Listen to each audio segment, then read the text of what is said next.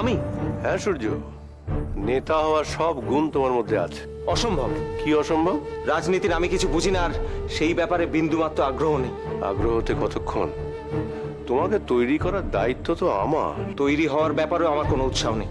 সব বাবা মা চায় তার ছেলে ইঞ্জিনিয়ার হোক, ডাক্তার হোক। ছেলের ইচ্ছে না থাকলেও সে তাই করে।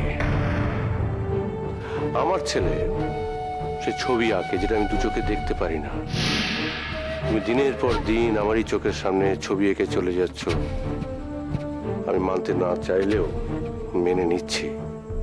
আর আমি যদি তোমাকে মেনে নিতে পারি, তাহলে তুমি আমার ইচ্ছেটাকে মানতে পারবে না কেন? কারণ আমি রাজনীতি পছন্দ করি না। সে তো আমিও ছবি আঁকা পছন্দ করি না সূর্য। রাজনীতি মানে ভণ্ডামো, অসংখ্য মিথ্যে কথা। ছবি আঁকা মানেই তো দারিদ্র, শুধুই অভাব। রাজনীতি মানে শুধু ভোট, আর ভোটের পর মানুষগুলোকে ভুলে যাওয়া। ছবি আঁকা মানেই রং তুলি, তারপরে জীবনে একরাশ হতাশা। আমি রাজনীতি করে মানুষের সেবা করতে চাই না, সত্যিকারের ভালো কিছু করে মানুষকে সাহায্য করতে চাই। ভালো খারাপটা আপেক্ষিক। তোমার কাছে যেটা ভালো আমার কাছে সেটা খারাপ। আমি বলছি রাজনীতির মাধ্যমে মানুষের ভালো করা সম্ভব। না, আমি মানি না। তাহলে আমিও তোমার ছবি আঁকা সমর্থন করি না। শোনো সূর্য, তুমি যদি আমার কথা অমান্য করো, তাহলে এই বাড়িতে ছবি আঁকা তোমার বন্ধ। আমি এই বাড়িতেই আর থাকবো না। এই বাড়ি ছেড়ে আমি চলে যাচ্ছি। সূর্য দাঁড়াও, দাঁড়াও, সব পরে হবে, আমি দেখছি। তুমি যাও ভেতরে। না, ভেতরে যাবে না, ভেতরে যাবে না সূর্য। সূর্যকে যদি এই বাড়িতে থাকতে হয়, তাহলে আমার মতো করে থাকতে হবে, আমার মতো করে চলতে হবে।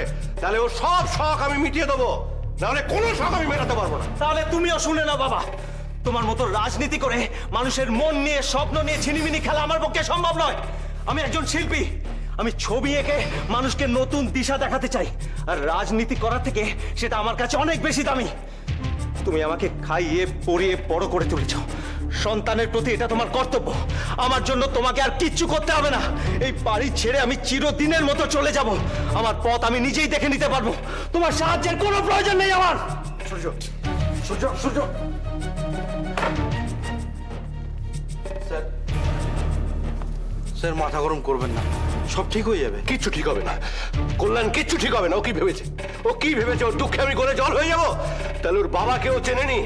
প্রয়োজন পড়লে এই সত্য সাধন বারুদ যে সূর্য সাধনের পেছনে নরক পর্যন্ত ধাওয়া করবে, তবু ওই শিল্পী হয়ে ওকে আমি জীবন কাটাতে দেবো না। কিছুতেই দেবো না, কিছুতেই দেবো না, কিছুতেই দেবো না। হ্যালো, নাদিয়া বলছি রে। বল নাদিয়া। লতা, তোর সঙ্গে একটু দরকার ছিল রে। বল। না, ফোনে না, সামনাসামনি বলতে হবে। তুই কি খুব ব্যস্ত? জানিস, আজ সন্ধেবেলা অলিকে দেখতে আসবে। অলিকে দেখতে আসবে? বিয়ের জন্য? হ্যাঁ। অলির বিয়ে? ছেলে নিজেই পছন্দ করেছে অলিকে। আর ছেলের মা আসবেন ওকে দেখতে। দেখতে দেখতে বাচ্চারা কেন বড় হয়ে গেল না লতা? ছেলে অলিকে ভালোবেসে রাখবে তো রে? ছেলে আমাদের বাড়িতে বলতে পারিস রোজই আসে। ভারী ভালো ছেলে।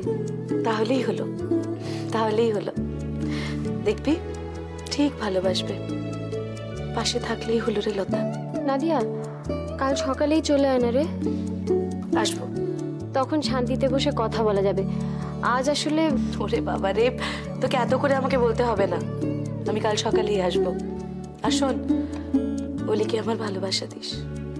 জানিস কি রিট, আমাদের দেশে হ্যান্ডিক্রাফটের এত জিনিস এদিক ওদিক ছড়িয়ে আছে যেগুলোর বিদেশে খুব চাহিদা। মানে যদি এক্সপোর্টের বিজনেস করতে হয়, তাহলে তোকে সেই সবের খোঁজ রাখতে হবে। বুঝলে শোনাবিছি, আমি অনেকদিন ধরেই ভাবছি যে আমাদের আর অ্যাসোসিয়েটস কিছু নির্দিষ্ট প্রোডাক্ট নিয়ে বিজনেস করছে। হবে না, আমাদের বিজনেসটাকে ছড়াতে হবে। আসলে জানিস কি রিট, এতদিন আমি আর রাখি মিলে ব্যবসাটাকে সামলেছি। প্রচন্ড চাপ ছিল আমাদের কাজে। মানে আমি কোনো বাহানা দিচ্ছি ভাবিস না, বাহানা দিচ্ছি না, কিন্তু ইচ্ছে থাকলেও ঠিক মতন উপায়টা হয়নি। এটা কি বলছো তুমি? তোমরা দুজন মিলে আজকে এই ব্যবসাটাকে কোথা থেকে কোথায় নিয়ে এসছো আমি জানি না। আমার কিন্তু কোনোই ক্রেডিট নেই কিরিট। আমি শুধু হুকুম তামিল করে গেছি মাত্র। যদি কিছু হয়ে থাকে তার জন্য পুরো কৃতিত্বটাই কিন্তু সোনার প্রাপ্য। মোটেই না রে কিরিট। প্রথম থেকে শেষ অবধি রাখি কাঁধে কাঁধ মিলিয়ে আমায় সাহায্য করেছে, নাহলে কখনো সম্ভব হতো আমার পক্ষে? তবে হ্যাঁ, ক্রেডিট যদি কাউকে দিতেই হয় সে হচ্ছে দাদা। আমি যদি কিছু শিখে থাকি তাহলে দাদার কাছ থেকে। বুঝলে সোনা পিসি, এই যে তুমি কথাগুলো বললে, আমার মনে হয় এগুলো ঠিকঠাক করার জন্য আমাদের একটা রিসার্চ উইং তৈরি করতে হবে। আমি এ ব্যাপারে একমত। তো তৈরি কর। ধরো এক্ষেত্রে আমি কিন্তু একটা কথা বলতে পারি যে আমরা যদি মেদিনীপুরের দিকে একটা বাগান লিজ নিই এবং সেখানে আমরা যদি প্রপার পরিচর্যা করে বাগানটাকে তৈরি করতে পারি, তাহলে কিন্তু আমাদের কোম্পানি লাভ হবে। কারণ বিদেশে ফুলের একটা বিশাল ডিমান্ড আছে। ফ্যান্টাস্টিক, দারুণ আইডিয়া। তুই কাজকর্ম শুরু করে দে। আমি দেখছি।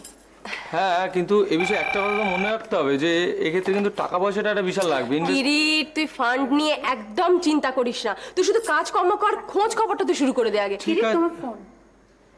কে? বনহি নাম বললো। বনহি? ও অফিসের নাম্বার জানলো কি করে? হ্যাঁ, কি এখানে ফোন করছিস? শোনা, আমাদের নতুন স্যারের তাহলে গার্লফ্রেন্ড আছে বলো? হ্যাঁ, আর অ্যাসোসিয়েটস এর হ্যান্ডসাম মালিক, তার কখনো গার্লফ্রেন্ড না থাকলে চলে? এই তো সবে শুরু রাখি, দেখো না, আগে আরো অনেক বাড়বে। তবে রাখি, আমি কিন্তু মুগ্ধ। কেন গো? আমি বুঝতে পারছি না যে কিরিট এত সুন্দর ব্যবসায়িক বুদ্ধি কার কাছ থেকে পেল। নিশ্চয়ই স্যারের কাছ থেকে। ও, বাবার কাছ থেকে বুঝি কিছু পেতে নেই? রক্ত কতখানি কথা বলবে আমি জানি না শোনা, কিন্তু আমি চাই কিরিট স্যারের মতনই একজন সৎ মানুষ হয়ে উঠুক। হয়েছে তো রাখি, একদম হয়েছে। আর দাদা যতদিন আছে আমি অন্তত নিশ্চিন্ত। তাহলে শোনা, কিরিটের হাতে সমস্ত দায়িত্ব দিয়ে আমরা এবার রিটায়ার করে যেতেই পারি। হ্যাঁ, করে তো যেতেই পারি, যদি অবশ্য আমাদের স্যার আমাদের অ্যাপ্লিকেশন মঞ্জুর করেন তবে।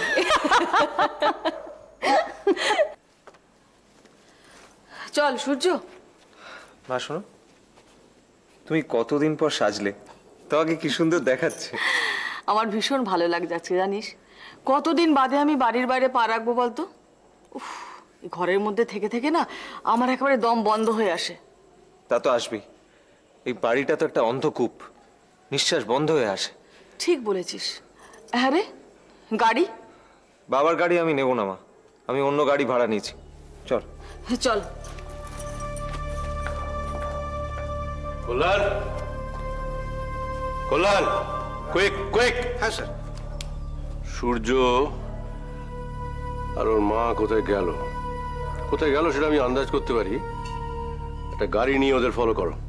কিন্তু না, কোনো কিন্তু নয়, যা বলছি তাই করো, যাও। আচ্ছা স্যার।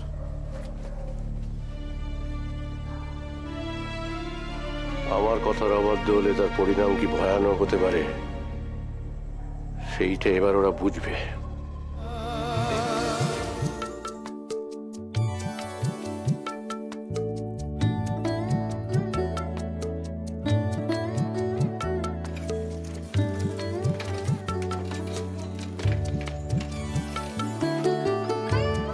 বাহ, আমার ছেলের পছন্দ আছে বলতে হবে।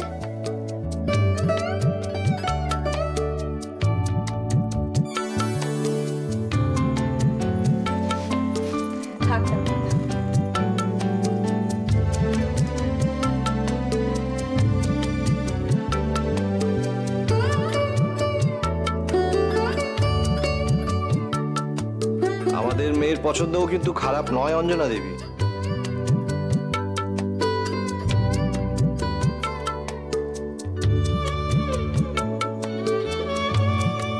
কিরে, তোরা ওখানে দাঁড়িয়ে আছিস কেন? এদিকে আয়। অঞ্জনা দেবী, হ্যাঁ, আমার ছেলে আর মেয়ে অলিন ভাই বোন। মা, ও কিরিট আর ও দিয়া। থাকতে পারো। এ তো দেখছি একেবারে ফুলে ফলে ভরা আপনার সুন্দর সংসার। এই বাড়ির মেয়ে যে মিষ্টি হবে সে তো জানা কথাই। দেখুন অঞ্জনা দেবী, আমার বাড়িতে শাসন আছে, বকুনি আছে, আবার ভালোবাসাও আছে। রোহিত বাবু, আপনার মেয়েকে ছেলের বউ হিসেবে পেলে খুব ভালো লাগবে। আমি তো এরকম মিষ্টি মেয়েই চেয়েছিলাম।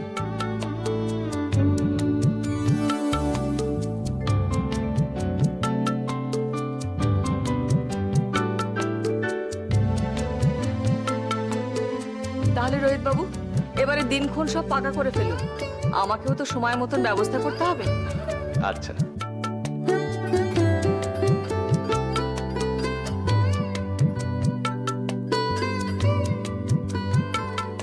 দেড় দু মাস সময় নেবো কিন্তু অঞ্জনা দেবী, মেয়ের বিয়ে তো বুঝতেই পাচ্ছেন সব দিকটা।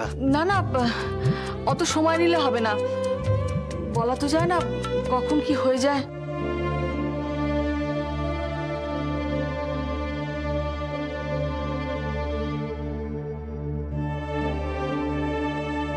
কখন কি হয় মানে?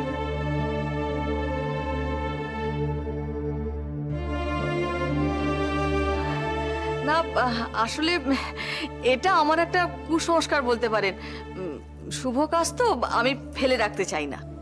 তাও বড় জোর 15-20 দিন।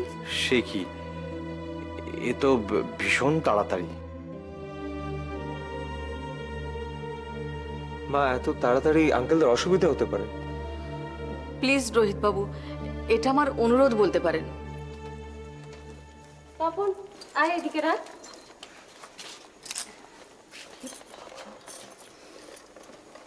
কি করেছেন আন্টি? এত খাবার আমাকে সেই পাত্র বানিয়ে দিলেন তো? কি মুশকিল বলুন তো, ও তো এবারের পাত্রই এখন নাকি। নাও নাও খাও, আপনিও খান মিসেস ব্যানার্জি, এরকম একটা শুভ দিনে মিষ্টি মুখ তো করতেই হবে। মা, ও তপন। ও প্রণাম মাসিমা। এই থাক থাক বাবা, প্রণাম করতে হবে না। ও আমার আরেক ছেলেও বলতে পারেন। আপনার সংসার দেখে তো আমি হিংসা একবারে মরে যাচ্ছি। এখন থেকে তো আপনিও এই সংসারেরই একজন। সেটা বলতে পারেন। মিস্টার ব্যানার্জি এলেন না?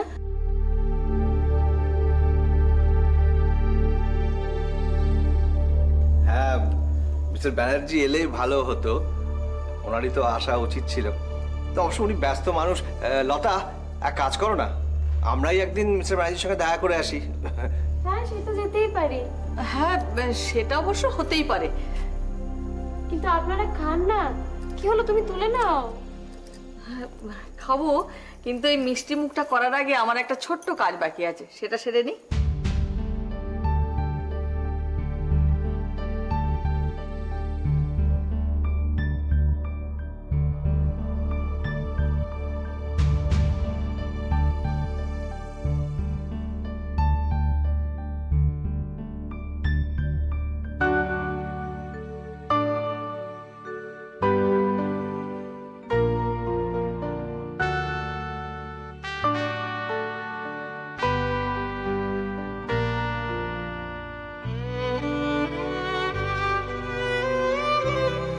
সূর্য, মিষ্টির প্লেটটা দে তো।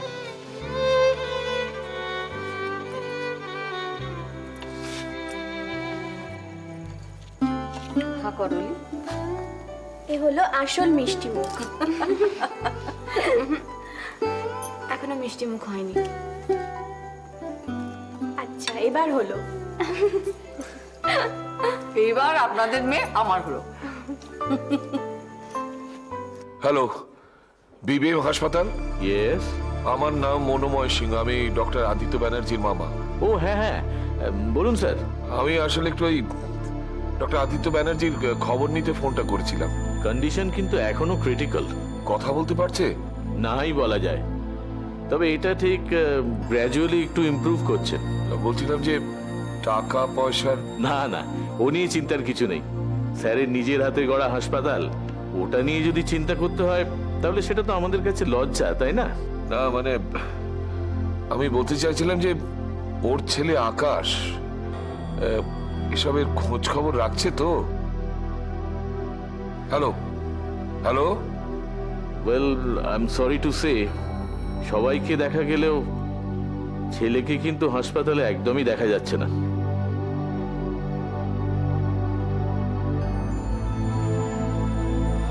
হ্যালো বৌদি। হ্যাঁ সোনা, বল। সূর্যের মা এসেছিলেন গো? হ্যাঁ। কিরকম দেখলে? ভারী ভালো মানুষ। অলিকে এমনভাবে কাছে টানলেন যেন নিজের মেয়ে, উনি যেন ওর শাশুড়ি নয়। বাহ, বিয়ের দিন কিছু ঠিক হলো? না, এই তো সবে দেখে গেলেন। তবে উনি বলেছেন খুব তাড়াতাড়ি সেরে ফেলতে বিয়েটা। এদিকে কিরিটও আর অ্যাসোসিয়েটসে খুব ভালোভাবে মানিয়ে নিয়েছে জানো। তাই? ছেলেটার বুদ্ধি আছে বলতেই হবে। কার ছেলে দেখতে হবে না? রোহিত রের ছেলে। তোমার নয়? আমারও। তবে তোর দাদারই তো নেওয়াটা কিরিট। বৌদি, কিরিটের ছোঁয়ায় আর অ্যাসোসিয়েটস আরো বড় হবে দেখো। জানো, কিরিট যেন একদম দাদার মতন। কিরিট, অলি, দিয়া সবাই সুখে থাকুক। মায়ের মতো হয়ে আস্তে আস্তে মা হয়ে ওঠা সেটা কি কঠিন, তোকে বোঝাতে পারবো না।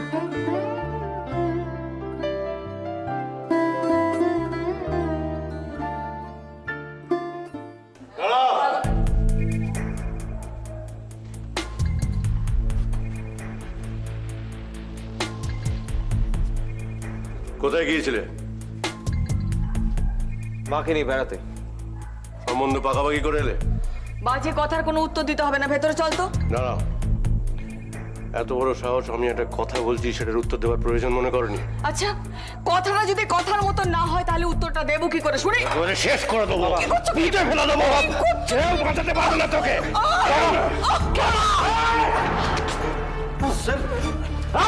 একদম ধরবি না আমাকে, একদম ধরবি না। তোর এত বড় সাহস, তুই সত্য সাধন বাণিজ্যের গায়ে হাত দিয়েছিস? গায়ে হাত দিইনি বাবা, মাকে বাঁচাতে একটু সরিয়ে দিয়েছি। কিন্তু এরপর যদি কোনো বাড়াবাড়ি দেখি তাহলে আমি নিজে কি করব আমি নিজেই জানি না। কান খুলে শুনে রাখ সূর্য, কোথায় গিয়েছিলি সেটা আমি জানি। তুমি কি আজকাল জ্যোতিষ চর্চাও করছো নাকি? সত্য সাধন বাণিজ্যের নিজের উপরে নিজের বিশ্বাস রাখে, চালাকি করবার চেষ্টা করবি না। আমার লোক তোদের ফলো করেছিল।